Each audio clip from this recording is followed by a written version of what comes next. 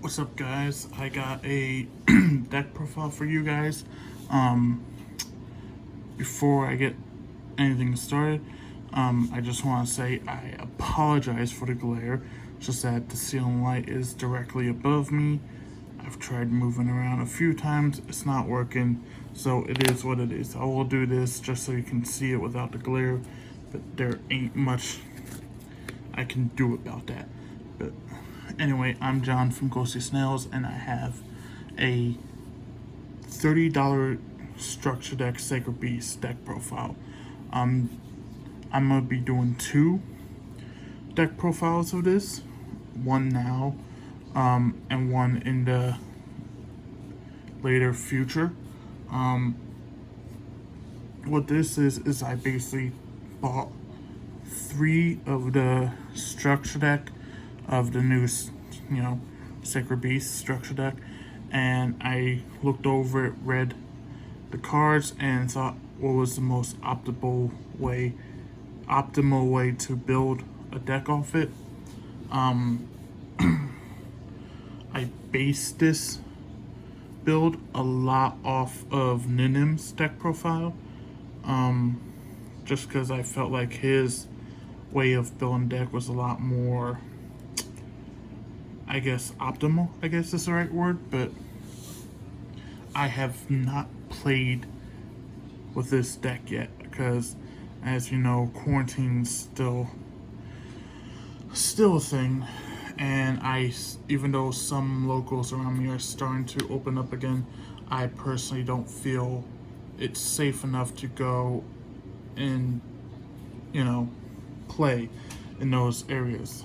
Not only that, but the friends that I normally play with, one moved to another state permanently for the foreseeable future. Another one's taking a break of Yu-Gi-Oh! And my partner in crime, you know him as Marcus. I think he's in Florida right now for the weekend, as time of recording this. So I can't really get in contact with him, even though I got his card sleeves that I bought for him, but that's besides the point. Anyway, this is I build it for. I'm going on and on. All right, let's just get right into it. All right, I'm not gonna stall anymore. But before I do, if you want to help us out, grow and show your support, please leave a like, subscribe, share, comment, whatever you feel is necessary. It helps us out more than you can imagine. And we just hit over 50 subscribers, so I'm happy about that. But besides that, yeah, let's get in the deck profile. Cool. Put these over here. Alright. So like I said, this is a different build. So first things first, of course, is the Sacred Beast. Two Hammond, two Uria, two Hammond, and two Reveal. Hammond's the worst one. He is the hardest one to summon. Let me bring it over here a little bit. Yeah, that's better. Yeah, Hammond's, not Hammond, Uria, this Slifer bitch. He's the worst one to summon. We don't really summon him except for some of the new support. Hammond's the easiest one to summon off just his normal way of summoning, and Reveal is kind of tricky, even though I think Reveal is like the best one to summon right now. Technically any of them are, but like Uria is like the worst one still, even with new support. It makes no sense. Like I said, this is going to be a bare bones deck profile, because like I said, I have not played this deck yet. I've read what all the cards do, and I've based off the few deck profiles I've seen that this is the best one to play it. Yeah, but I feel two of each of the normal Sacred Beasts is fine. If you want to bump some of them down to one, I suggest Uria or Ura and or Hammond or Raviel, I guess. Take your pick, depending on which one you like summoning more. But definitely Ura. Ura can definitely be a one of. I only have it as two, as just to make the 40 deck limit. So yeah, that's 8 Sacred Beasts right there. Up next is the Retrain. The fucking glare again. I'm sorry, guys. The Raviel Retrain, which I read him. When I first saw him, I was like, oh, that's cute. You know, they're trying to do for Raviel what they did for Winged Dragon Varl all these years. But then I read him, and I was like, hold on, this is actually pretty good. Like, he has a quick effect that you can target the OG Raviel, and he gains 4,000, and he can attack every monster once. So it's like, oh, just an 8,000 beat stick, and just it's like, it's great. And then if he's in the graveyard, just tribute monster, add him back to hand. So like, I don't know, like that sounds amazing for Retrain. It could have done a little bit more, but I say for what it is, just run 2 of them. You know, I know some people are like, hey, that's 8 quote unquote Sacred Beasts in your main deck. I was like, yeah, but this, like I said, this ain't a actual finished deck profile. I'll give that to you guys soon. But for right now, if you buy 3 of the structure decks, this is the most optimal build I believe you guys should go for. Alright? Up next, 3 Dark Beckoning Beasts. My bad. I almost said the wrong thing. Yeah, but that glare again. I suck. Yeah, but what he does is that you no more special summon him, and you can add one of any of the Sacred Beasts to your hand.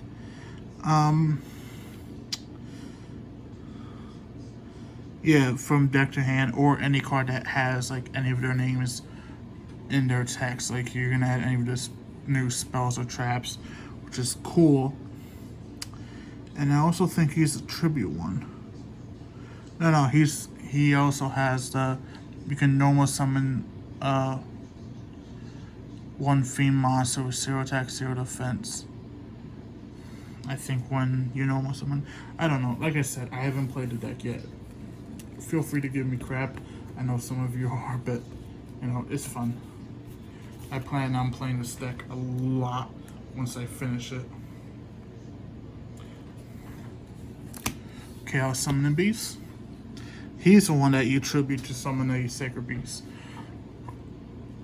So he's cool. Yeah, you tribute him, summon any of the Sacred Beasts, ignoring their summon conditions. I believe if you do it this way, you cannot revive them off the new support because the Sacred Beasts weren't summoned properly the first way, because this like ignores the summon conditions, you know. So be wary of that. I might be completely wrong, but I don't know. Also, you can banish this card from graveyard, add a Fallen Paradise. We all know what Fallen Paradise does. It protects your Sacred Beast. That, and it's a Pot of Greed every turn, which I'm like, what? We'll get to that. 3 Dark Summoning Beasts. Level 5. Feel free to play 2 or 1 of this. Like I said, this is just the bare minimums right now. Yeah, but he has the same thing where you can tribute him, summon one of the Sacred Beasts, ignoring summon conditions. But they cannot attack for the rest of the turn, so be wary. Also, I believe, oh yeah, you banish it and you can add one of the Sacred Beasts. I knew I was forgetting something, I just wasn't paying attention. Sorry, I got sidetracked. Yeah. Next up, the 1 Phantom of Chaos. I only really run him because you take no battle damage, and you can make him become anything by sending him. He's basically like, what is that, Elemental Hero card? Prisma. Yeah, he's basically like a Prisma for the deck, so that's cool, I guess. And that's all the monsters. Now for the spells. Opening of the Spirit Gates. When it's activated, you get to add a Sacred Beast. Sorry, I have OCD. Yeah, you get to add one of Sacred Beasts. And then I'm pretty sure it has a discard effect. Yeah, you discard it, special summon a Fiend with 0 attack, which is basically all of the new support, so it doesn't limit you really. And then once per turn, if you control level 10, which is important, you can add a continuous spell from your grave to your hand, which is pretty cool. I like it. I also play 2 Sterling Skyfire. This is great. It's basically all the new supports are like different ways to summon the Sacred Beast. So this is for Hammond. So what this does is actually summon Hammond using those own procedure. You can use face down spells instead of face up spells. Also, it's a free negate for any spell trap activated by your opponent. Then you change your Hammond to defense, and if you know what Hammond does when it's in defense, your opponent can only attack Hammond. And good luck with that, because Hammond has 4,000 defense. Yeah, so that's pretty much it. And then if any of the sacred, while this is on the field, if any of the Sacred Beasts leave the field, you take no damage that turn, so that's sick. This is technically the new win condition, I think. You banish from your hand, field, or graveyard fusion materials, and you summon a Phantasmic fusion monster from your extra deck, ignoring the summon conditions. You take no bad damage from attacks involving monsters special summoned by this effect. And if you happen to have all 3 Sacred Beasts, when you activate this card, your opponent cannot respond to this activation. So that's really cool. Continuing on to Fallen Paradise, the field for Sacred Beasts. While your opponent cannot target any of the Sacred Beasts while this is on the field. Also, they can't be destroyed by opponent's card effects. And then you can draw 2 cards per turn off this while you control a Sacred Beast. So it's cool. Lets you dig more. And speaking of digging more, 3 Pot of Desires. Like I said, structure deck, $30. You'll get a finished version, I swear. I don't expect this to be the final product, because it's not. This deck's going to go through some testing and some upgrades, and then there'll be a updated version of this. Case in point, 3 MST. You know what MST does. It's not really that hard to know what MST does. If you've been around for even a little bit, you know what it does. Right now, for the one-offs, 1-for-1 in Terraforming, 1-for-1. It's 1-for-1 Terraforming to get to Fallen Paradise. Enough said. If I can grab my cards, there we go. Now for the traps. Awakening of the Sacred Beast. This is like, I don't like traps. Most people don't. But this is like the best trap now for Sacred Beast, you know? It's basically like every Sacred Beast you have, it gives you more effects. So like if you have 1, each time your opponent no more special summon a monster, you gain life points equal to that attack. If you have 2, you can negate the activated effects your opponent controls, which is important because it has the same text as like miscellaneous for download players, so it gets around a lot. And 3, any monsters sent to your opponent's graveyard is banished instead. So that's always cool. Cool. Last one off. Escape from the Dark Dimension. Target banish. It really doesn't matter. It's gonna get thrown out once I update the deck. And Hyperblaze.